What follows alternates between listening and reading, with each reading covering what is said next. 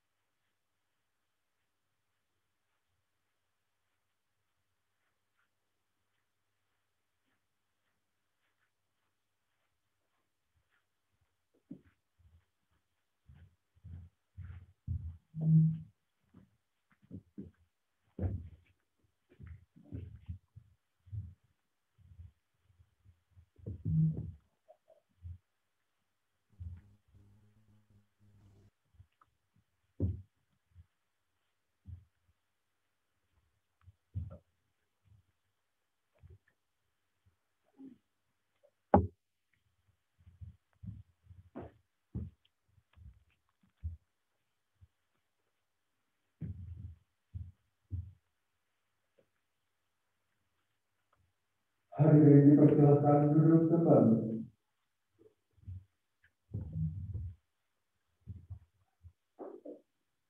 Menyanyikan lagu kebangsaan Indonesia Raya. Hadirin dimohon berdiri.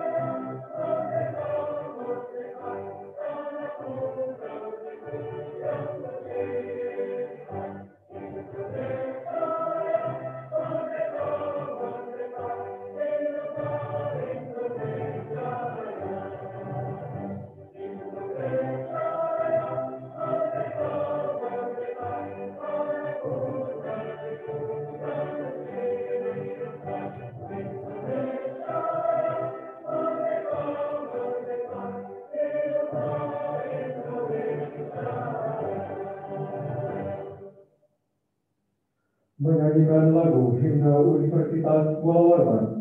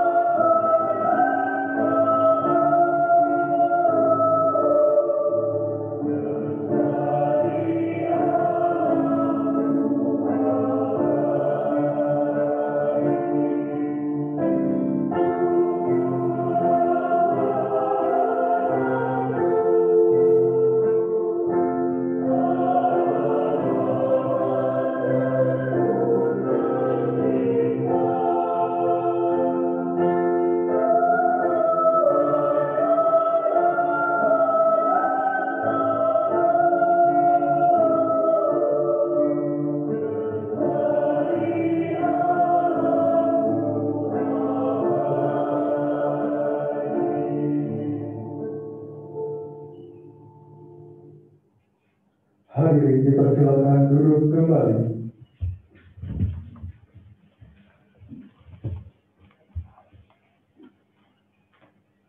Pembukaan rapat senat terbuka dalam rangka yudisium gelombang 57 periode 4 tahun 2020 oleh Ketua Senat Fakultas Matematika dan Ilmu Pengetahuan Alam Universitas Buah Batan kepada Bapak Dr. Syafrizal MP dipersilakan.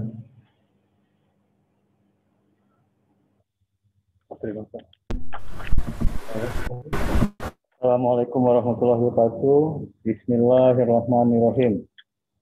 Rapat Senat Terbuka Fakultas Matematik dan Ilmu Pengetahuan Alam Universitas Mulauan dalam rangka yudisium periode 4 tahun 2020 Fakultas Matematik dan Ilmu Pengetahuan Alam Samarinda.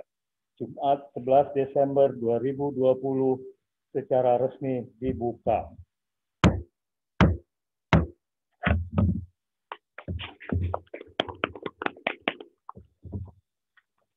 Pembacaan doa oleh Saudara Suryanto Hermawan Silvestri kepada Saudara Suryanto Hermawan Silvestri dipersilakan.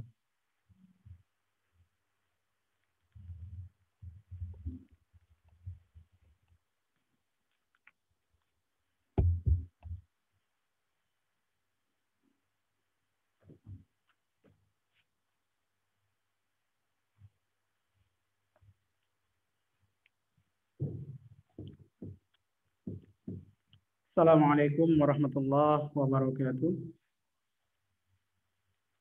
Mari kita awali acara ini dengan berdoa kepada Allah Subhanahu wa taala agar capaian kita mendapatkan rahmat. Doa akan saya pimpin dalam tata cara agama Islam bagi kawan-kawan yang beragama lain dapat mengikuti dan menyesuaikan sesuai agama dan kepercayaan masing-masing. Ila hadratin Nabi Mustafa Rasulullah sallallahu alaihi wasallam. Sayyidahumul Fatihah.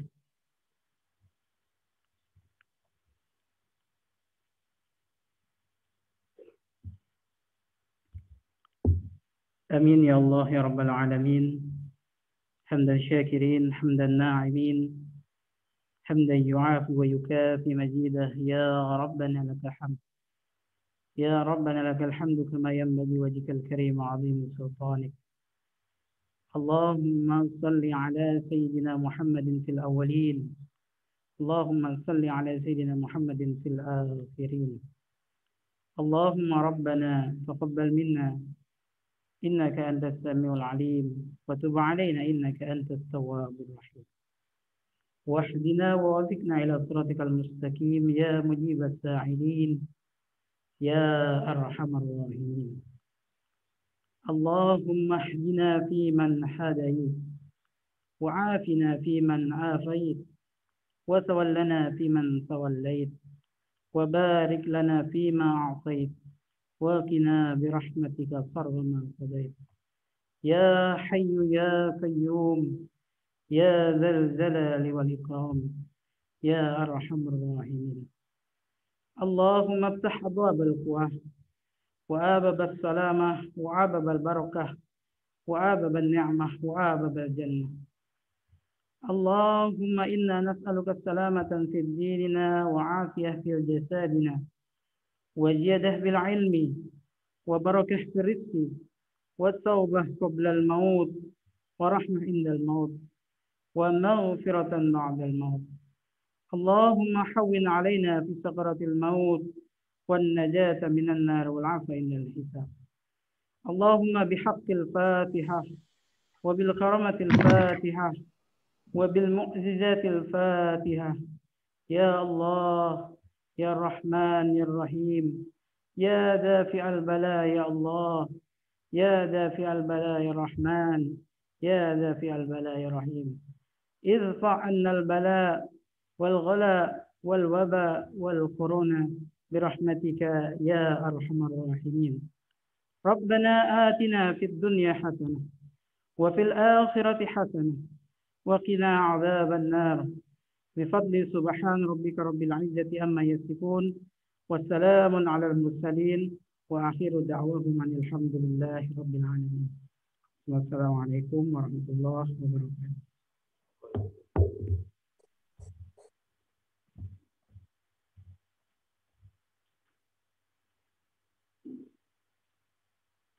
Laporan kelulusan yudisium sudah gelombang 57 periode 4 tahun 2020 oleh Wakil Dekan 1 Bidang Akademik Kemahasiswaan dan Alumni Fakultas Matematika dan Ilmu Pengetahuan Alam Universitas Pulau kepada Ibu Dr. Sri Wahyuningsi MSI dengan hormat kami persilakan.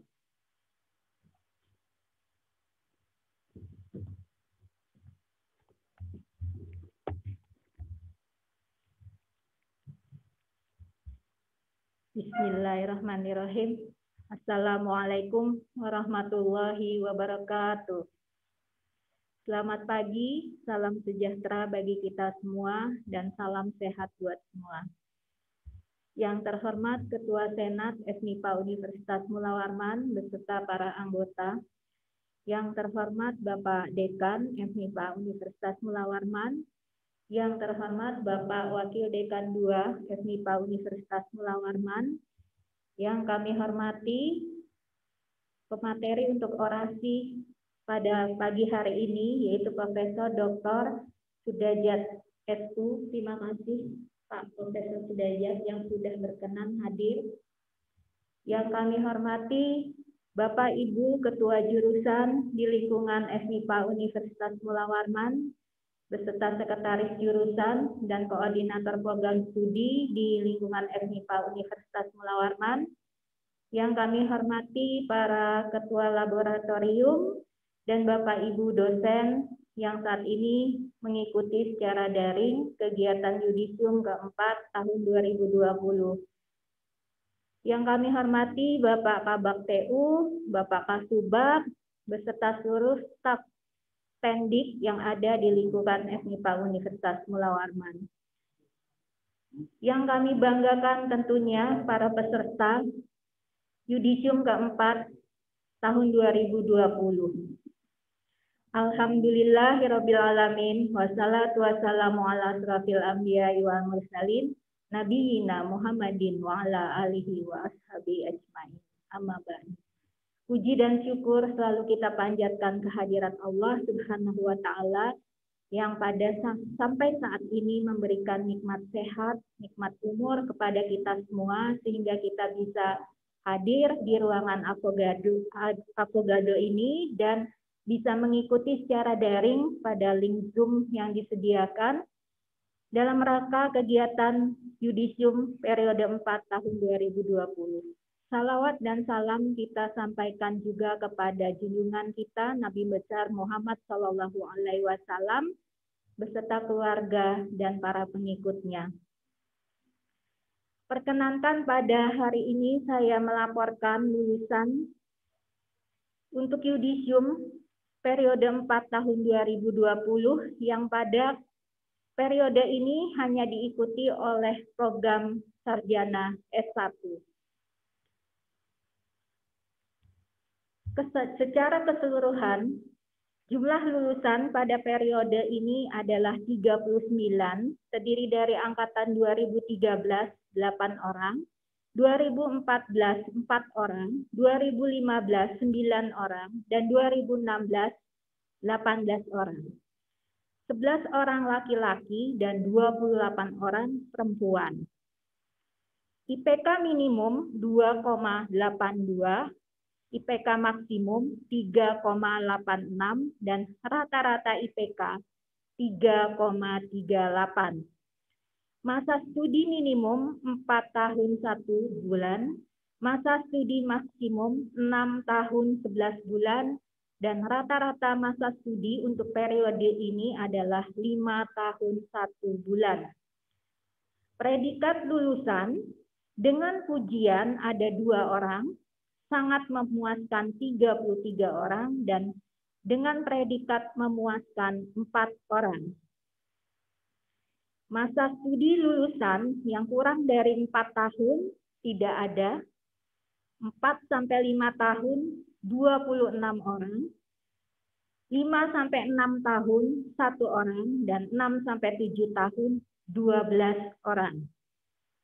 Indeks prestasi lulusan kurang dari 2,75 tidak ada, 2,75 sampai 3, 4 orang, 3 sampai 3,5, 17 orang. Dan yang di atas 3,5 justru paling banyak, 18 orang. Selanjutnya akan saya sampaikan kelulusan dari masing-masing program studi.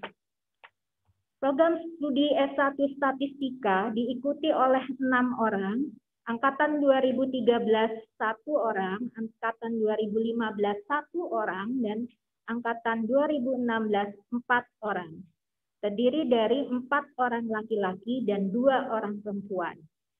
IPK minimum di program studi statistika untuk periode ini adalah 3,02 dan IPK maksimum 3,80 dengan rata-rata IPK 3,30.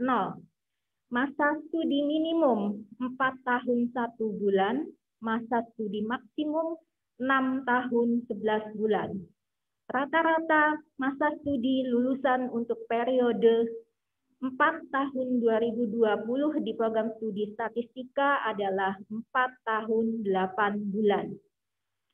Selanjutnya untuk program studi S1 biologi diikuti oleh 5 orang yang terdiri dari angkatan 2013 1 orang, 2014 1 orang, 2015 2 orang, 2016 1 orang, dan semuanya adalah perempuan.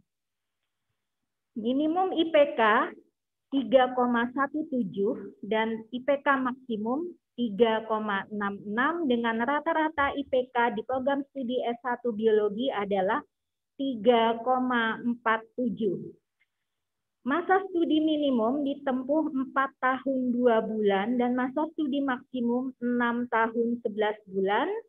Dan rata-rata masa studi di S1 biologi periode ini adalah 5 tahun 5 bulan. Selanjutnya, program studi S1 kimia merupakan peserta terbanyak pada periode ini sebanyak 17 orang. Tepuk tangan untuk S1 kimia.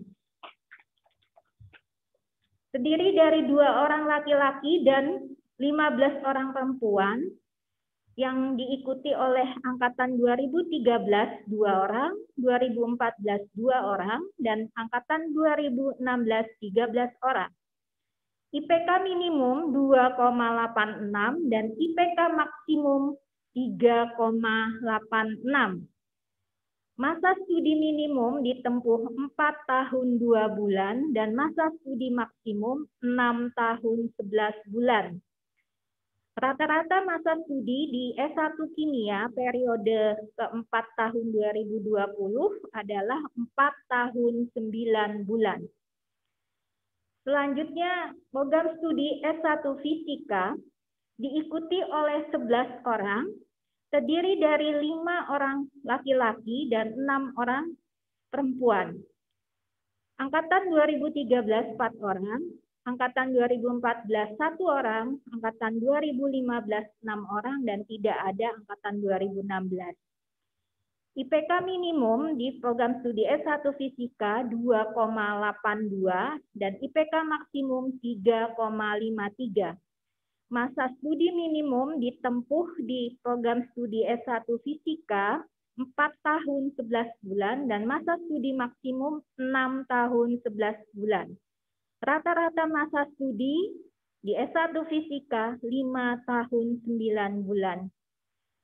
Demikian yang bisa kami sampaikan tentang hasil laporan lulusan program sarjana pada Fakultas Matematika dan Ilmu Pengetahuan Alam Universitas Mula Warman, Yudisium ke-57 periode 4 tahun 2020. Kami laporkan juga pada kesempatan ini Pak bahwa total lulusan pada tahun ini, tahun 2020 di FMIPA adalah 150 orang, dan ini tentu masih jauh dari jumlah mahasiswa yang kami terima setiap tahun, yang jumlahnya lebih dari 280. Oleh karena itu masih banyak tantangan kita ke depan dengan segala kondisi yang ada saat ini untuk dapat membuat lebih imbang antara kelulusan dengan mahasiswa yang masuk. Kami ucapkan selamat kepada seluruh lulusan pada periode 4 tahun 2020. Kalian sudah melewati masa-masa sulit, masa-masa yang harus memang perubahannya drastis. Kami harapkan kalian dapat berkontribusi kepada bangsa, negara, dan agama dengan bekal yang telah diberikan oleh FMIPA Universitas Mula Warman.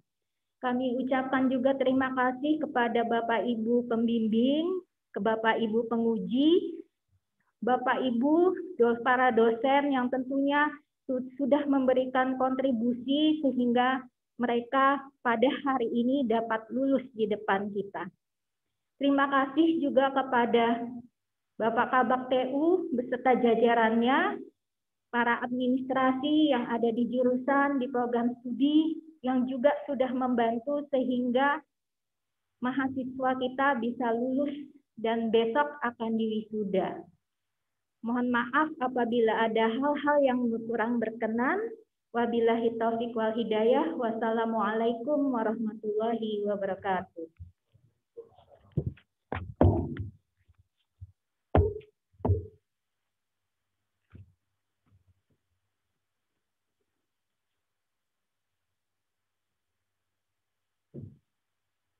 Pembacaan nama peserta yudisium dan predikat kelulusan yudisium gelombang 57 periode 4 oleh masing-masing ketua jurusan. Untuk nama peserta yudisium dan predikat kelulusan program studi strata 1 statistika akan dibacakan oleh ketua jurusan matematika, Fakultas Matematika dan Ilmu Pengetahuan Alam Universitas Mula Warman kepada Bapak Dr. Sudinyo MSc. Dengan hormat kami persilakan.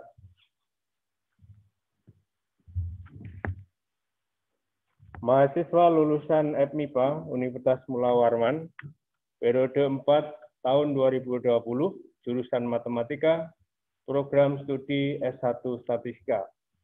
1. Siti Mahmudatur Rahmah, predikat sangat memuaskan. 2. Kukuh Wahyu Hidayat, predikat sangat memuaskan. 3. Rival Rinaldi, predikat sangat memuaskan. Peserta online 1. Domingos Nurfindes Delas, predikat sangat memuaskan. 2. Santo Kristiadi, predikat sangat memuaskan. 3. Siti Aisyah, predikat sangat memuaskan.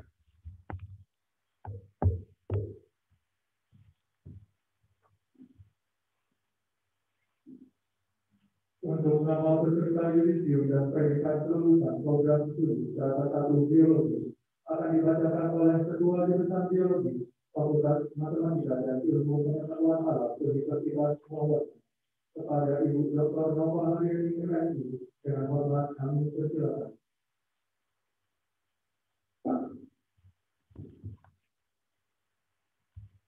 Mahasiswa lulusan FMIPA Universitas Mula Warman periode keempat tahun 2020. Yang pertama, Yuliani, predikat sangat memuaskan. Yang kedua, Ayu Desi Anggraini Swastia Putri, predikat sangat memuaskan. Yang ketiga, Nur Rahmah Rizki Maulida, predikat sangat memuaskan. Untuk peserta online, yang pertama, Tunik Khoiriah, predikat sangat memuaskan. Yang kedua, Rizki Eka Putri, predikat sangat memuaskan. Terima kasih.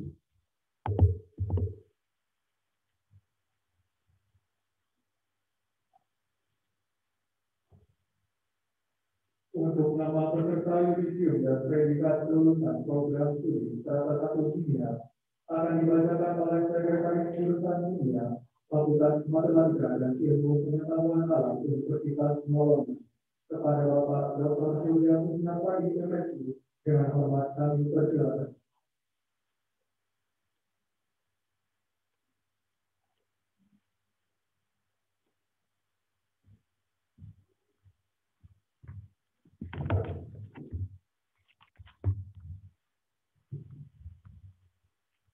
Mahasiswa lulusan FIPA Universitas Mula Warman periode 4 tahun 2020. 1. Adi Zaldia Netru Marta Krismonente, predikat dengan pujian.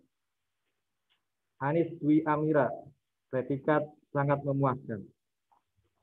Nur Fadilah, predikat dengan pujian. Untuk peserta online, 1. Harum Widyastuti, predikat sangat memuaskan. 2. Ade Rizky Purnamasari, predikat memuaskan. 3. Zulianti Sartika Ulfa, memuaskan. 4. Arti, predikat memuaskan. 5. Harisma Nur Fariza, predikat sangat memuaskan. 6. Iskia Mawadah, predikat sangat memuaskan.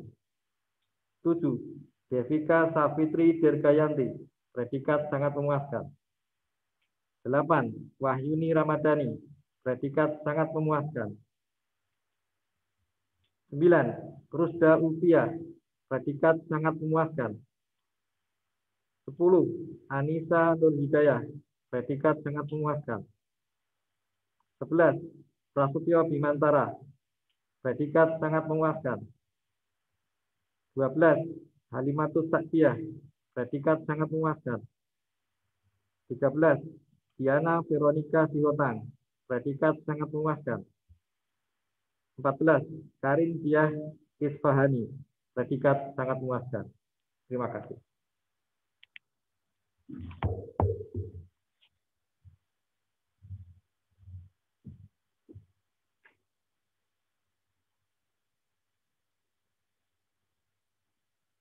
Untuk nama peserta yudisium dan predikat kelulusan program studi strata 1 fisika akan dibacakan oleh Komponis strata 1 fisika Fakultas Matematika dan Ilmu Pengetahuan Alam Universitas Mula Warman. Kepada Bapak Suhadi Mulyono MSI, dengan hormat kami persilakan.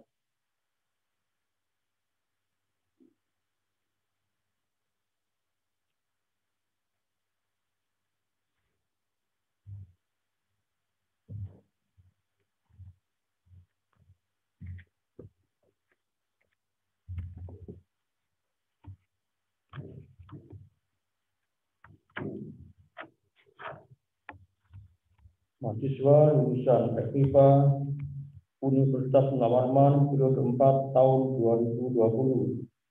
Program studi S1 Fisika.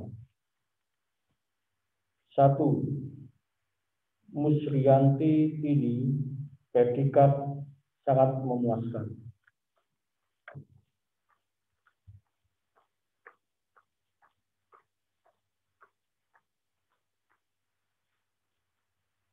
2.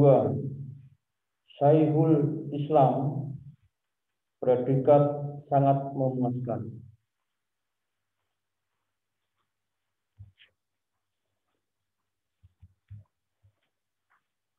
3. Ima Agustarinda, predikat sangat memuaskan.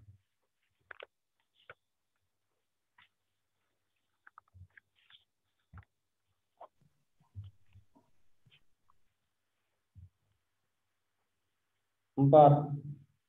Muhammad Syarif Hidayat, predikat sangat memuaskan. 5. Susilawati S, predikat sangat memuaskan. 6. Ahmad Fatoni R, predikat memuaskan. 7.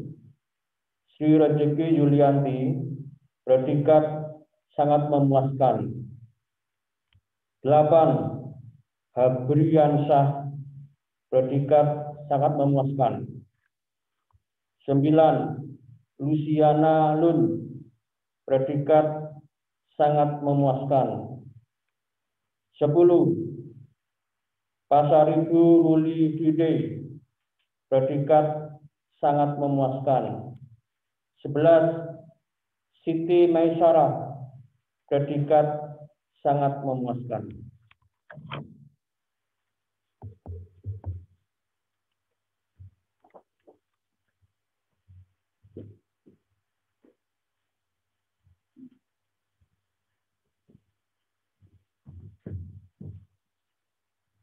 Penyerahan piagam penghargaan kepada lulusan terbaik program studi dan lulusan terbaik Fakultas Matematika dan Ilmu Pengetahuan Alam Universitas Pulau untuk yudisium Wisuda gelombang 57 periode 4 tahun 2020. Lulusan terbaik program studi strata 1 Statistika periode 57 diraih oleh Santo Kristiadi dengan IPK 3,80, masa studi 4 tahun 5 bulan dengan predikat sangat memuaskan. Kepada Saudara Santo Kristiadi yang diwakili oleh Ketua Jurusan Matematika Bapak Dr. Suwito MSc, kami persilakan. Penyerahan piagam oleh Wakil Dekan 1 Bidang Akademik Kemahasiswaan dan Alumni kepada Ibu Dr. Sri Wahyuningsi MSc, kami persilakan.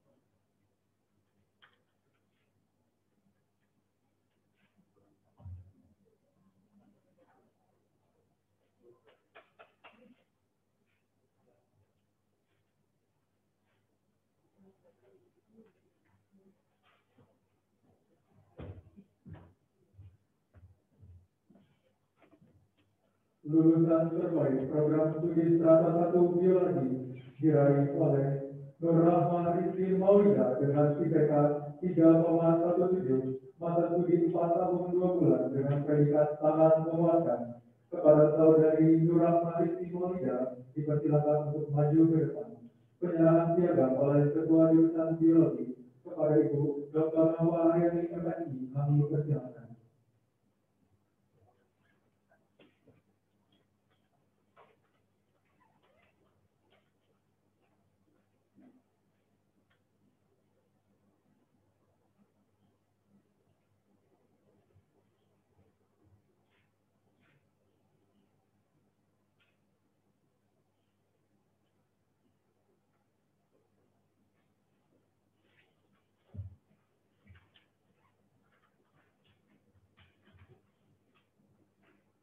Lulusan terbaik program studi strata 1 kimia diraih oleh Nur Fadilah dengan IPK 3,86, masa studi 4 tahun 3 bulan dengan predikat dengan ujian. Kepada Saudari Nur Fadilah dipersilakan untuk maju ke depan.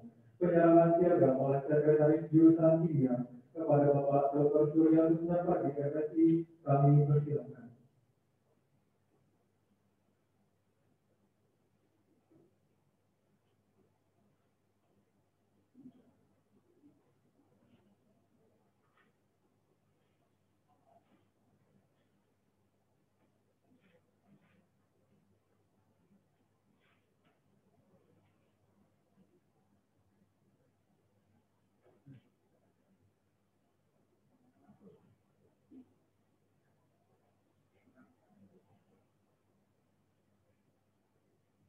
Lulusan terbaik program studi strata 1 Fisika diraih oleh Ima Agus Sarinda dengan IPK 3,53, masa studi 5 tahun 0 bulan dengan predikat sangat memuaskan. Kepada Saudari Ima Agus Sarinda, kami persilakan untuk maju ke depan. Penyerahan piagam oleh Koprodi strata 1 Fisika kepada Bapak Suhadi Mulyono MSI, kami persilakan.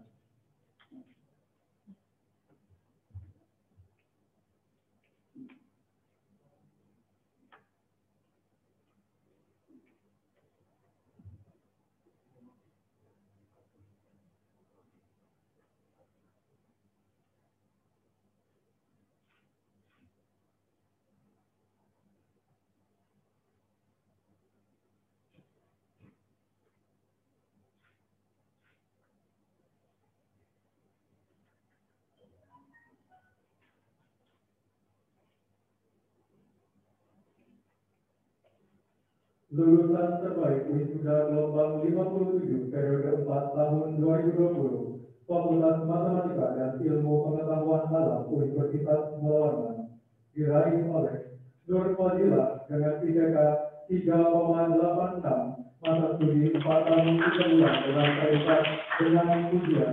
Kepada saudari Nur Fadilah dipersilakan untuk maju ke depan. Penyerahan piagam oleh Dekan Fakultas Matematika dan Ilmu Pengetahuan Alam Universitas Melawarman kepada Bapak Dr. Angelin Idris Mandang MSI, kami persilakan.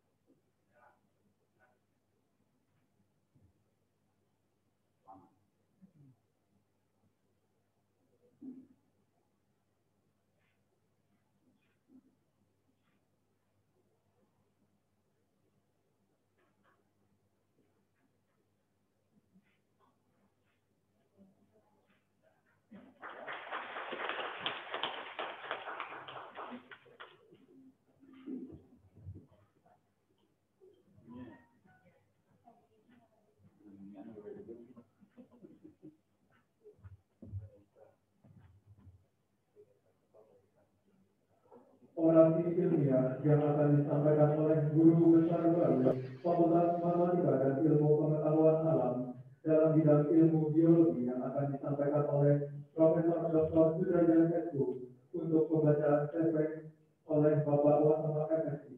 Kepada Bapak Wasama dipersilakan.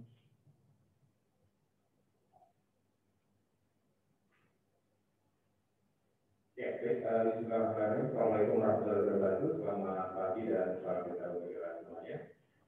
Akan saya bacakan kurikulum vitae dari Bapak Profesor Dr. Sudrajat.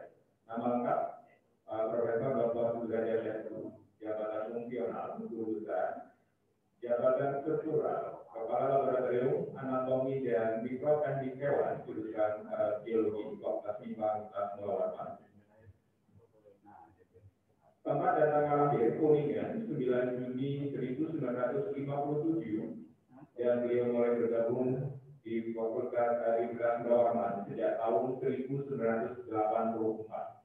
Jadi sejak sekarang sampai sekarang sudah 36 tahun mengabdi di Universitas Melawarman.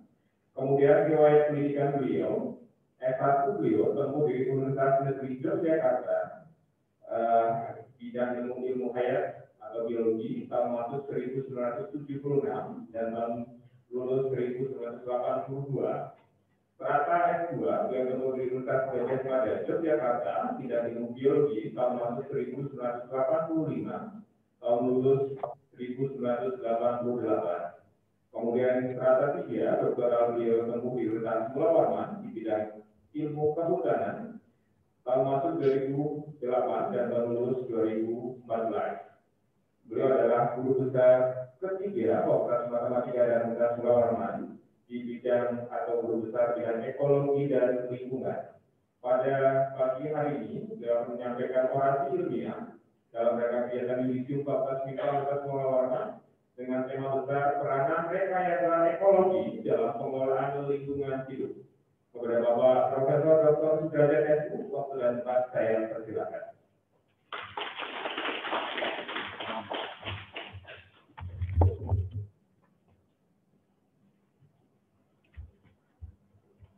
Assalamualaikum warahmatullahi wabarakatuh.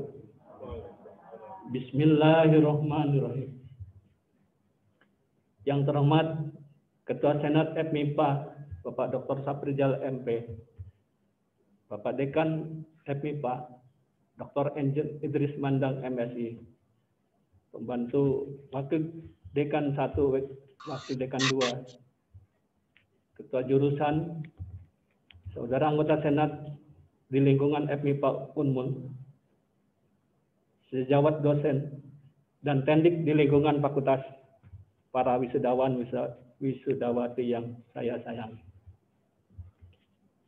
Sebelum saya menyampaikan materi orasi ilmiah ini, perkenankanlah saya menyampaikan puji kehadirat Allah Subhanahu wa Ta'ala, Tuhan yang Maha Esa, Pencipta alam semesta ini beserta seluruh isinya. Atas izinnya lah saya dapat berdiri di hadapan saudara sekalian untuk menyampaikan orasi ini. Semoga kita selalu mendapat barokah dan petunjuk serta bimbingan dari Allah Subhanahu wa Ta'ala. Selanjutnya, perkenankanlah saya memulai menyampaikan pandangan pemikiran saya mengenai peranan rekayasa ekologi dalam pengelolaan lingkungan hidup. Hadirin yang saya muliakan, judul ini saya pilih seiring dengan sejarah panjang perjalanan karier saya di Unmul. Tadi sudah dikatakan bahwa saya masuk tahun 1984. Itu yang resmi. Ya. Tapi saya berjuang di Unmul itu sejak tahun 1982. Kebetulan saya datang di Unmul 1982 diminta untuk merintis jurusan pendidikan MIPA di IPKIP Universitas Mula Warman. Kemudian pada tahun 1985 saya melanjutkan studi, 1988 saya lulus, kemudian saya bekerja di PPLH Unmul, kemudian pada tahun 1995 saya diminta oleh Bapak Rektor Universitas Mula Warman pada saat itu almarhum Pak Yunus Rashid untuk merintis pembukaan Fakultas MIPA. Alhamdulillah selama 5 tahun akhirnya gagasan tentang FMIPA Unmul bisa direalisir atas bantuan dana OSF Jepang. Hingga sekarang saya kebetulan saat itu diminta untuk menjadi pimpinan dan alhamdulillah sekarang sudah bisa dilanjutkan oleh Bapak Idris Mandang. Berdasarkan kontemplasi saya telah merasakan adanya perkembangan yang luar biasa di bidang ekologi yang pernah saya dalami. Semakin hari ilmu yang saya dalami ini ternyata tidak hanya dikuasai oleh para biologiwan atau yang mengaku ahli biologi, tetapi pakar lain justru menggunakan ekologi sebagai landasannya. Kalau di biologi adalah sebagai bidang kajian, tapi di bidang lain sebagai dasar. Sebutan ilmu ekologi dahulu itu adalah cabang biologi klasik. Bisa di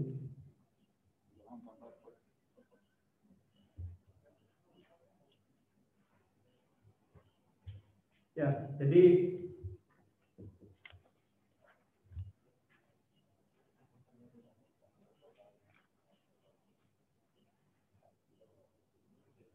dulu ekologi itu cabang biologi klasik.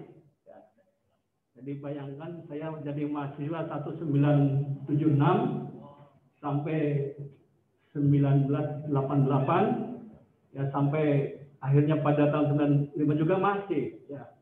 Saya begitu terus, ekologi itu seperti itu.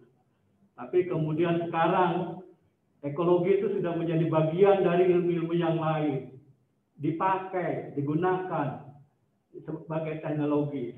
Jadi yang terbaru ini adalah perkembangan ekologi itu sebagai landasan bagaimana menangani masalah pengelolaan lingkungan hidup, restorasi ekologi, biodiversitas dan lainnya.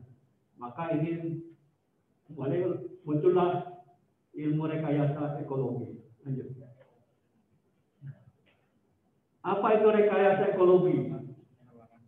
Karena didasarkan pada sistem biologi, di mana ekologi memandang bahwa suatu itu sistem, ya, memiliki kemungkinan lebih besar untuk mengakhiri persoalan munculnya pencemaran-pencemaran yang terus-menerus, atau setidak-tidaknya meminimalkan transfer polutan dari satu media lingkungan ke media yang lain.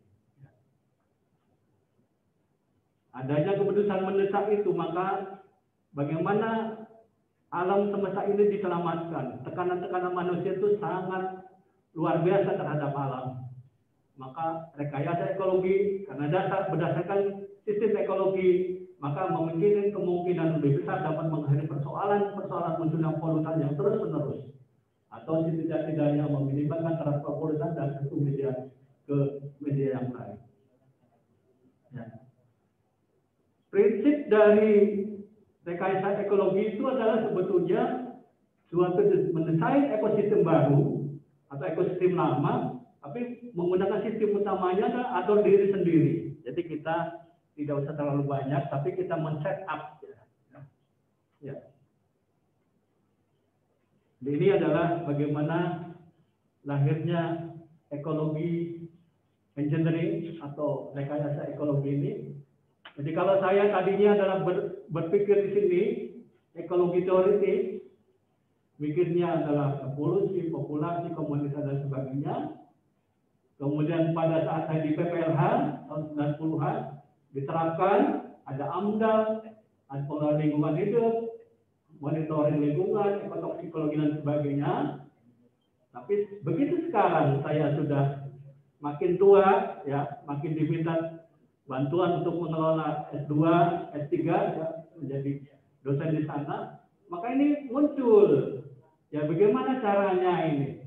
Jadi ilmu teori ini yang ada dikembangkan di MIPA kita, kemudian juga dikembangkan oleh para sejawat yang lain. Nah ini sekarang sudah ini, bagaimana mendesain, ya, memperbaiki, mengoreksi sistem-sistem yang ada dengan mengutamakan keseimbangan dengan nilai ekonomi. Oke. Ya, lanjut. Jadi dari model ini kelihatan bahwa kita orang MIPA yang menggunakan ekologi itu dalam satu kerangka berpikir secara holistik, secara sistem. Jadi kita itu harus paham bahwa lingkungan alam semesta ini adalah isinya adalah suatu sistem terdiri atas komponen fisika, kimia, biologi, saling interaksi dan interdependensi. Di situ ada ekosistem alam, ada ekosistem buatan. Nah ini bagaimana antara kedua ekosistem itu diharmonisasikan. Maka inilah bidang rekayasa ekologi inilah yang bisa membantu merekayasa, memprediksi, merancang, membangun dan memulihkan, mengolah ekosistem dengan mengintegrasikan masyarakat manusia dengan lingkungan alam sekitarnya. Jadi kalau bisa itu kalau ada limbah, ya ini dicoba diolah, kemudian bagaimana banjir, ya hujan yang deras itu juga dikendalikan. Jadi intinya ini ada harmonisasi antara ekosistem alam, ekosistem manusia. Oke. Lanjut. Di dalam rekayasa ekologi ada hal yang menarik bagi saya di sini. Ya. Jadi kita memandang bahwa posisi manusia dan makhluk hidup lain itu sebetulnya sama. Harus sama. Kalau kita hanya memikirkan rugi atau untung, maka ini akan jadi bahaya juga, jadi masalah. Jadi di sini bahwa posisi kita itu harus bisa mendudukan makhluk hidup lain itu adalah sangat penting di dalam alam semesta ini. Lanjut. Contoh, ya. Bagaimana suatu kita ini bisa memperbaiki misalnya tanah pasca tambang yang rusak.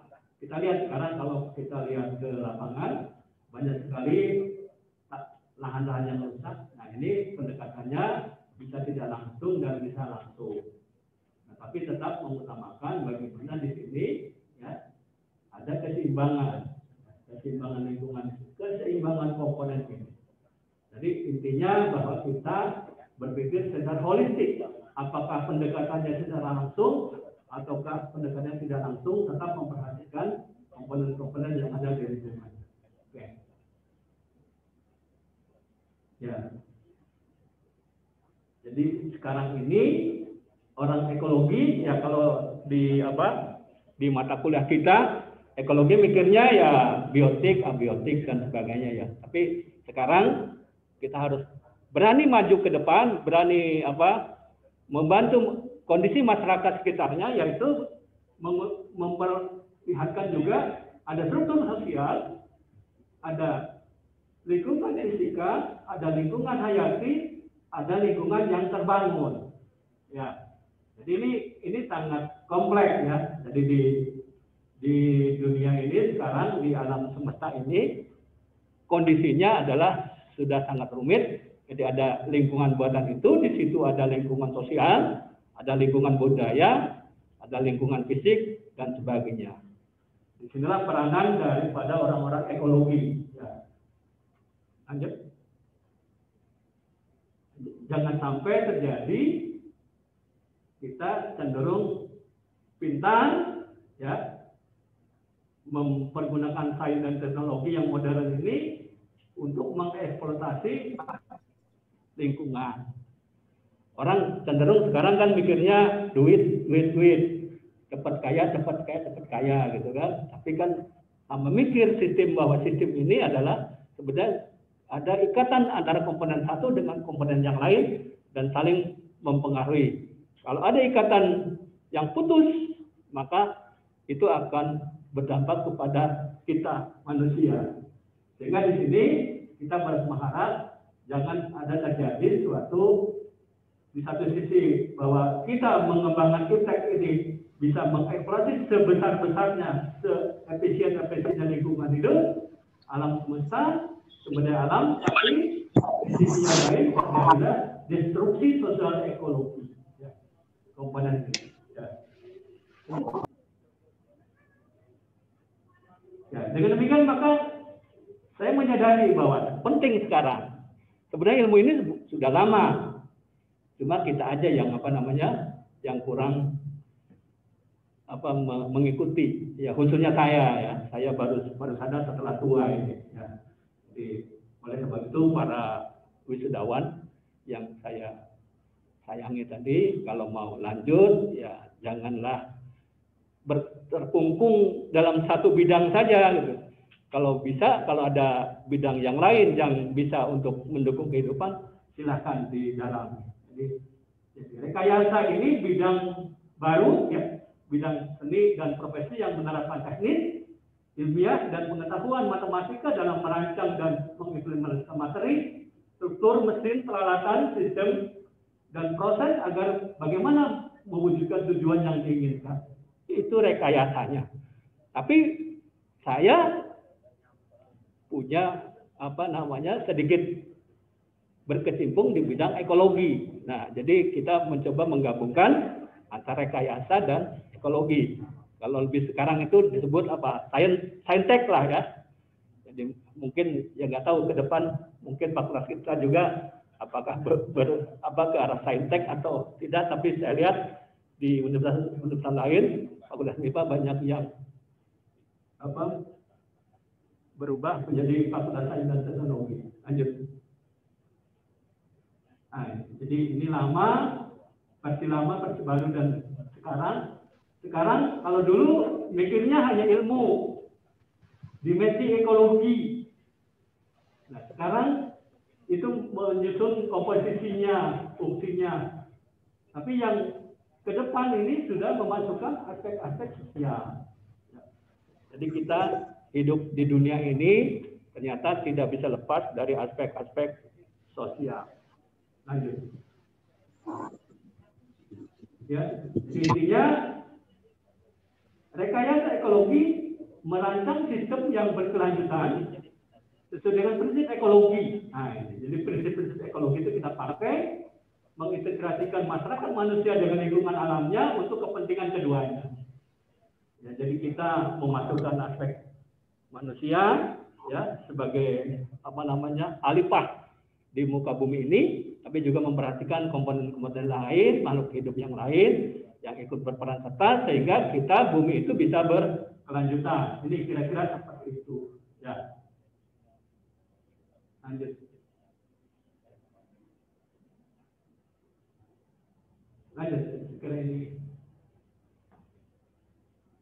Sekarang ini muncul beberapa sinonim atau subdisiplin bidang kajian yang terkait dengan rekayasa ekologi. Ada yang mengatakan ekologi sintetis, ada yang mengatakan ekologi restorasi, ada yang mengatakan ilmu rekonstruksi habitat, rehab ekosistem, biomanipulasi, restorasi sungai, restorasi tanah basah, ekologi reklamasi dan sebagainya.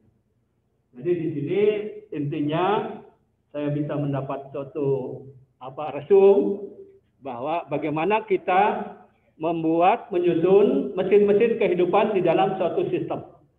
Ya, jadi bukan mesin fisik, ya, bukan mesin dalam bentuk fisik dan kimia, tetapi unit-unit kehidupan itu digunakan untuk melayani agar keperluan manusia itu bisa terpenuhi, tapi berkelanjutan.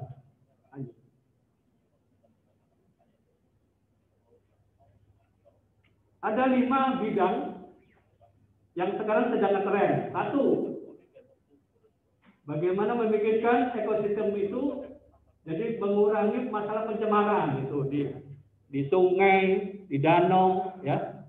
Yang kedua, bagaimana meniru ekosistem, ya.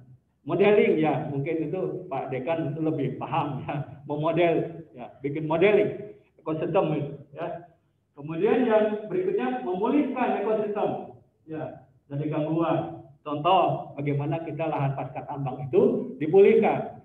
Itu tidak bisa langsung pertanian begitu aja, orang kehutanan begitu aja, tapi harus by design. Bagaimana dulunya seperti apa, gitu. Direkonstruksi, ya. Jadi ibarat orang itu harus kita pandai-pandai menyusun kembali, merekonstruksi zaman atau yang dulu seperti apa, kemudian yang akan datang seperti apa. Jadi kalau sekarang misalnya di lahan tambang banyak ditinggali poin atau lubang tambang atau lahan terdegradasi, itu kan kalau dikembalikan susah. Tapi harus by design seperti apa. Nah, itu harus ditanyakan kepada orang kampung situ, para pejabat dan sebagainya. Kira-kira seperti itu masuk. Kemudian juga untuk kepentingan umat, bagaimana eksploitasi tapi tidak merusak. Ya, contohnya bagaimana mengambil hasil hutan, itu ya. Kemudian lanjut. Saya kira ini sudah, ya.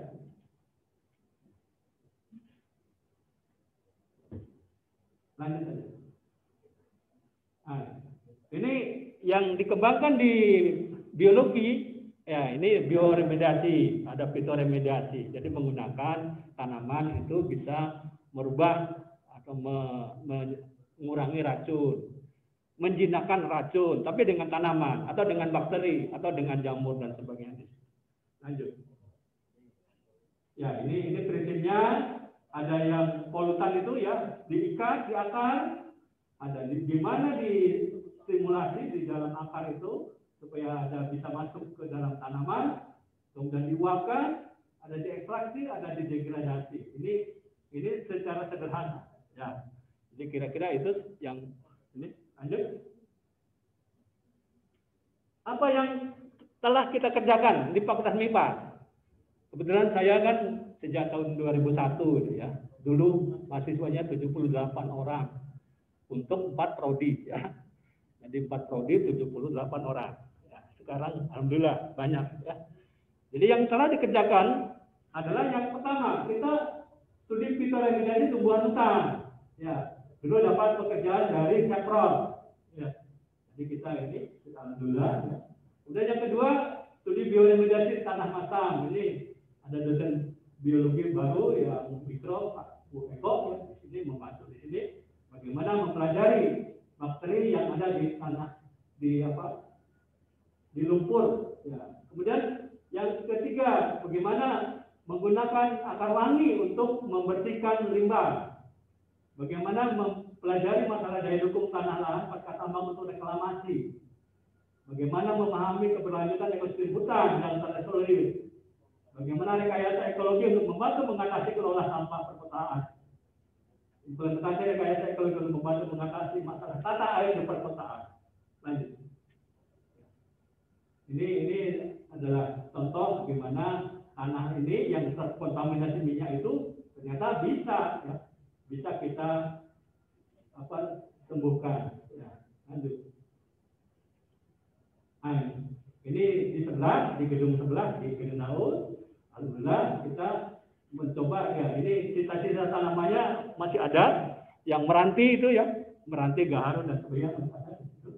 Jadi kita mencoba didukung oleh Chevron, ya, silakan lanjut. Nah, ini saya kira teman-teman matematik ya, ini hasilnya seperti ini. Saya kira tidak usah saya sampaikan karena ini kan hanya gambaran saja ya, bahwa ini menunjukkan bahwa jenis tanaman itu ternyata bisa berbeda daya dukungnya ya.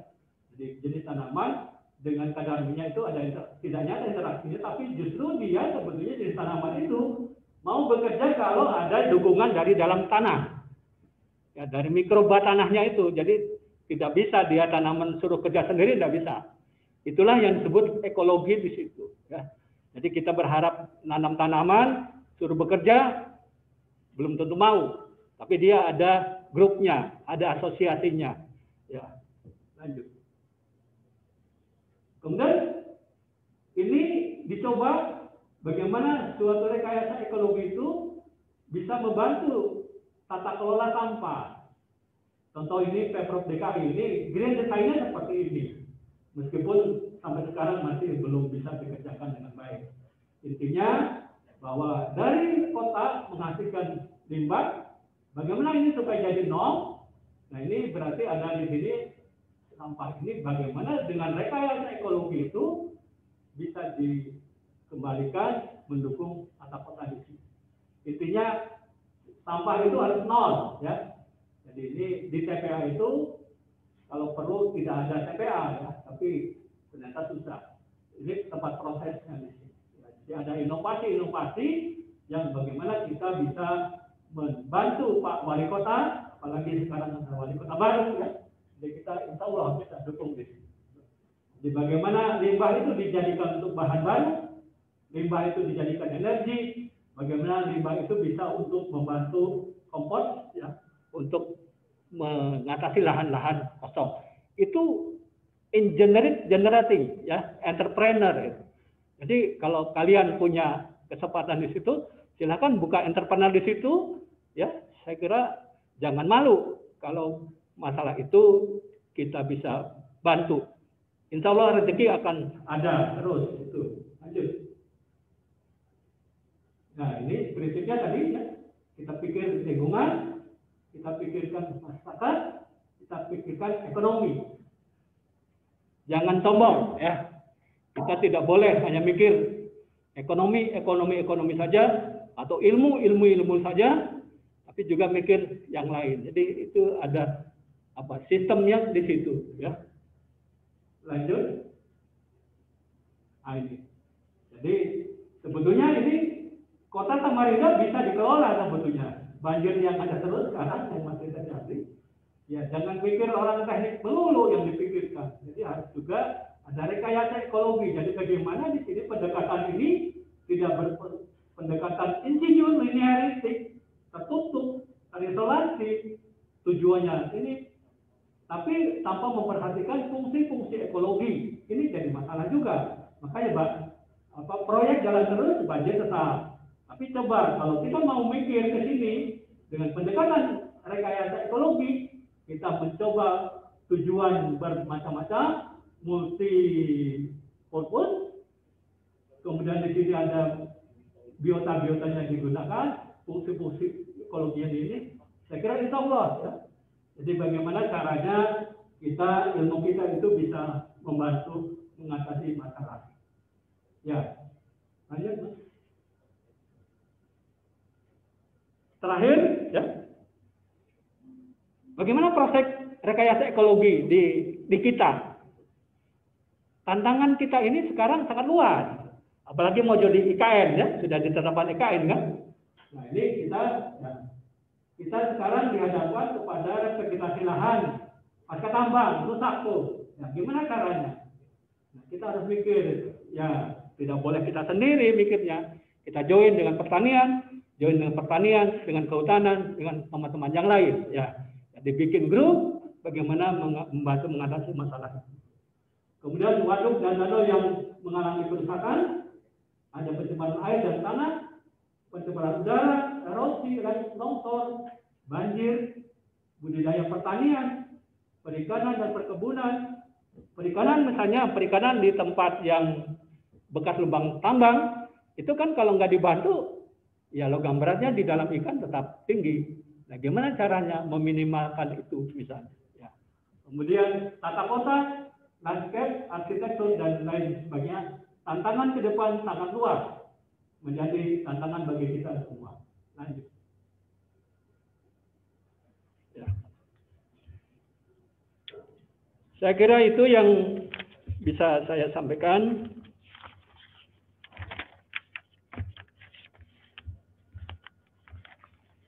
Sebagai akhir daripada orasi saya ini adalah bahan kontemplasi bagi semua. Salah satu dari sekian banyak elemen yang menonjol dari trending universitas saat ini adalah digunakannya pendekatan pembelajaran, perkuliahan, riset, dan pengabdian kepada masyarakat baru yang lebih bercorak multidisiplin, interdisiplin, dan transdisiplin. Digunakan atau tidaknya pendekatan ini, baik di dalam berpikir, pendidikan, maupun pembelajaran, lebih-lebih dalam riset, bakal menentukan nasib FMIPA kita di masa yang akan datang ini. Ya. Apakah kita mau bisa eksis, berkembang, atau stagnan? Merupakan pertanyaan yang harus dijawab oleh manajemen pendidikan tinggi kita ini saat ini. Apakah langkah-langkah yang mendesak harus diambil untuk mengembangkan dan memajukan perguruan tinggi di Indonesia pada tahun 2030 dan 2045?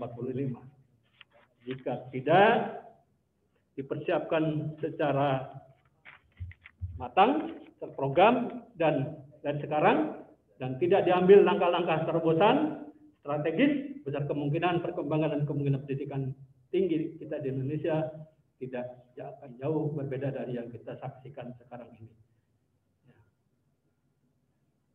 Saya melihat sekarang sudah ada prinsip merdeka belajar. Itulah sebetulnya tantangan. Disitulah tantangan bagaimana ilmu yang ada di tempat kita itu bisa masuk ke situ, bisa saling bekerja sama dengan pihak lain untuk mengatasi masalah. Tanpa melupakan, tetap kita mengembangkan ilmu kita, tapi juga harus kita juga bisa berkontribusi di dalam kegiatan pembangunan. Akhirnya kepada para hadirin yang dengan penuh kesabaran mengikuti orasi ini, saya ingin menyampaikan penghormatan dan penghargaan yang setinggi-tingginya. Terima kasih dari lubuk hati yang dalam. Saya haturkan kepada rekan-rekan dari bagian administrasi FMIPA, ya, semua rekan sejawat dosen dan semua pihak. Saya tidak bisa menyebutkan satu persatu, ya, atas memungkinkan terselenggaranya acara saat ini. Mohon maaf bila ada salah kata dan salah ucap. Wabillahi taufik wal hidayah. Wassalamualaikum warahmatullahi wabarakatuh.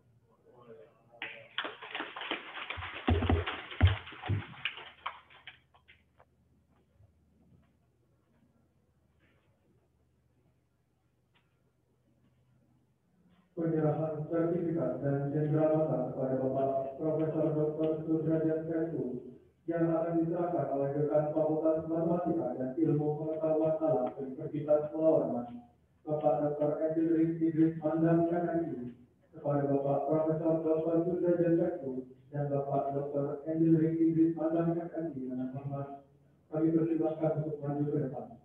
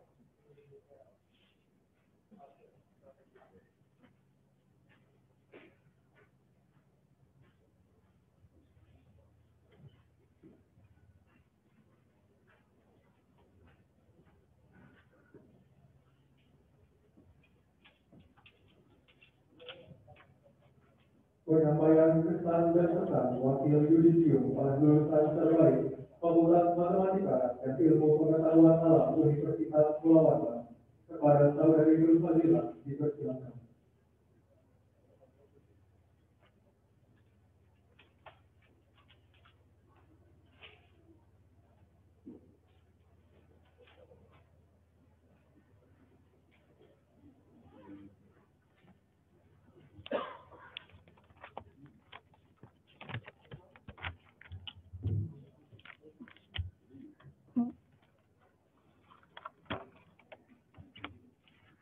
Bismillahirrahmanirrahim. Assalamualaikum warahmatullahi wabarakatuh dan selamat pagi bagi kita semua.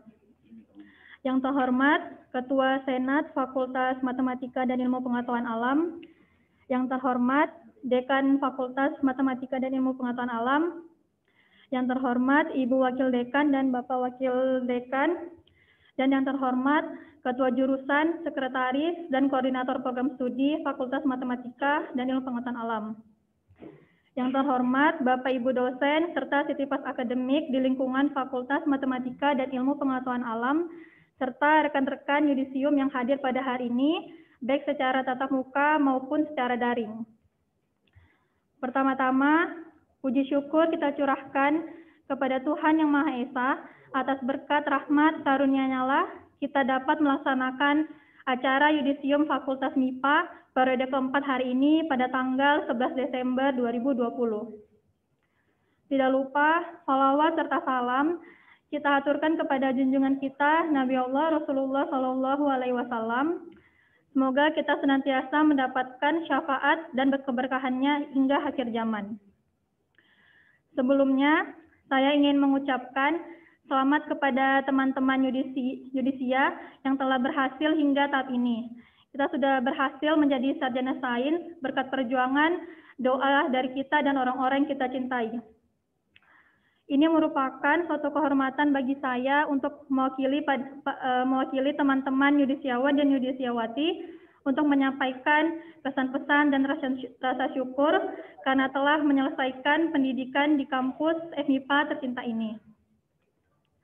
Akhirnya, momen yang kita tunggu-tunggu dapat kita rasakan. Jika tahun-tahun sebelumnya, kita hanya melihat kakak tingkat kita, abang, kakak yang berhasil pada tahap ini. Ini giliran kita, meskipun dalam suasana yang berbeda.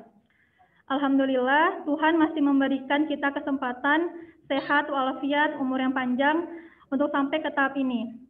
Yang seharusnya momen ini, tempat kita hadir bersama teman-teman kita dan orang tua dapat hadir di sini. Namun karena situasi yang tidak memungkinkan, akhirnya kita berada pada situasi yang berbeda. Momen ini bukan hanya kita sebagai peserta yudisium saja, tapi juga lebih dari itu, momen ini merupakan tentang mereka yang telah membantu kita hingga menjadi kita yang sekarang. Untuk itu, izinkan saya untuk mengucapkan terima kasih kepada Bapak Dekan beserta jajarannya yang telah banyak membantu mendewasakan kita selama berjuang di kampus ini. Terima kasih kepada Bapak Ibu dosen yang telah mengajar, membimbing, dan mengarahkan kita atas semua ilmu yang telah diberikan. Kemudian, terima kasih kepada staf akademik, kepala laboratorium, terima kasih sudah banyak membantu. Serta kepada Bapak Ibu dosen pembimbing skripsi kita yang sudah menyukseskan, membantu, dan membimbing kita, mulai dari awal penelitian sampai hingga saat ini. Kita tidak bisa sampai ke tahap ini tanpa bantuan dari Bapak Ibu dosen sekalian. Kami juga memohon maaf yang sebesar-besarnya kepada Bapak Dekan, kemudian Ibu Dekan, serta Bapak Ibu dosen atas kenakalan kami, kebandelan kami, serta kesalahan yang kami lakukan selama perkuliahan. Kesalahan tersebut akan menjadikan pelajaran bagi kami untuk mencerminkan nilai-nilai luhur yang telah kami dapatkan selama perkuliahan. Kemudian buat teman-teman yang masih berjuang untuk terus semangat selama perjuangan kita, mengingat waktu kita waktu masih awal, masih maba, saat PMB kita masih malu-malu, belum punya teman, awal kuliah kita masih menjadi mahasiswa dengan predikat maha, kita sangat bangga dengan menggunakan jas alma mater kita ini. Dan berharap tugas-tugas itu tidak sebanyak waktu SMA. Tapi setelah masuk kampus MIPA ini, tugas-tugas mulai bermunculan. Satu persatu mulai dari praktikum, dari lab 1 ke lab yang lain, mengerjakan laporan hingga tengah malam, bahkan kita tidak tidur dan waktu tidur kita tidak cukup. Bertambah semester, kian bertambah banyak beban. Mulai kita menjadi asisten lab, kemudian mengikuti organisasi, dan tugas dan demi tugas juga selalu bermunculan. Tapi kita lihat teman-teman, kita sudah berhasil melalui tahap ini, tahap yang kita anggap susah. Tiba akhirnya kita mulai untuk menyusun skripsi, mulai berjuang merancang penelitian, memulai penelitian. Namun karena pandemi yang kita tidak duga-duga ini datang, akhirnya ada beberapa teman kita mungkin yang terjeda penelitiannya, mungkin kita marah, kesal, sampai kita bingung untuk marah ke siapa akibat pandemi ini. Namun kita sudah mulai berpikir kapan kita lulus, melihat teman-teman yang lain sudah mulai berhasil untuk lulus. Namun Tuhan memberikan kita selalu yang terbaik. Dengan doa, usaha, dan tawakal, kita akhirnya mengakhiri apa yang telah kita mulai. Waktu yang Tuhan berikan adalah waktu yang terbaik. Dan untuk teman-teman yang masih berjuang hingga saat ini, untuk mendapatkan gelar sarjana saintis muda, teruslah berjuang dan berdoa, dan jangan pernah berhenti, meskipun harus berjalan perlahan. Yakinlah, waktu Tuhan yang berikan adalah waktu yang terbaik dari segalanya. Tibalah kita menjadi sarjana saintis muda. Kita boleh berbangga atas apa yang telah kita capai. Namun ini bukan akhir dari perjuangan kita, tapi merupakan awal kehidupan baru dan lembaran baru setelah kita keluar dari ruang ini. Lembaran awal dari kehidupan kita mulai terbuka lagi. Jadikan pengalaman kita selama kuliah, yaitu sikap tidak menyerah dalam situasi sulit apapun, dan menjadi seseorang yang baru setelah kehidupan perkuliahan ini. Saya yakin kita semua akan sukses, baik yang akan melanjutkan pendidikan yang lebih tinggi, maupun bekerja sesuai dengan karirnya masing-masing. Terus mengukir karya dan prestasi, serta bermanfaat untuk agama, masyarakat, dan negara, dan terus menjaga dan membanggakan alma mater kita ini. Dan yang terakhir, untuk kedua orang tua kita yang ada di rumah, atau saat ini sedang bekerja dan tidak bersama kita sekarang, maupun yang daring ada orang tuanya di samping, saya mewakili teman-teman ingin mengucapkan kepada Ibu, Bapak, kami ingin mengucapkan kami lulus Pak, Bu. Terima kasih atas perjuangan kalian yang tidak pernah berhenti berdoa dan selalu memenuhi segala kebutuhan kami. Kami bangga dilahirkan dan dibesarkan oleh kalian. Semoga kalian panjang umur dan selalu diberikan kesehatan. Doakan kami menjadi orang sukses agar bisa membahagiakan masa tua kalian. Untuk menutup sambutan saya hari ini, saya akan membacakan suatu quote yang menarik. Doamu yang mana, usahamu yang keberapa, kau tak pernah tahu mana yang akan membuahkan hasil. Tugasmu hanya satu di antara keduanya, maka perbanyaklah. Dan orang-orang selalu berkata, tunggu waktunya nanti, suatu saat pasti terwujud. Kata-kata tersebut terkesan klise, tapi pasti akan tiba saatnya, karena waktu terus berjalan, dan si nanti akan segera menjadi si sekarang, lalu si suatu saat akan menjadi hari ini. Percayalah. Demikian sambutan yang dapat saya sampaikan, kurang dan lebihnya mohon dimaafkan. Wassalamualaikum warahmatullahi wabarakatuh.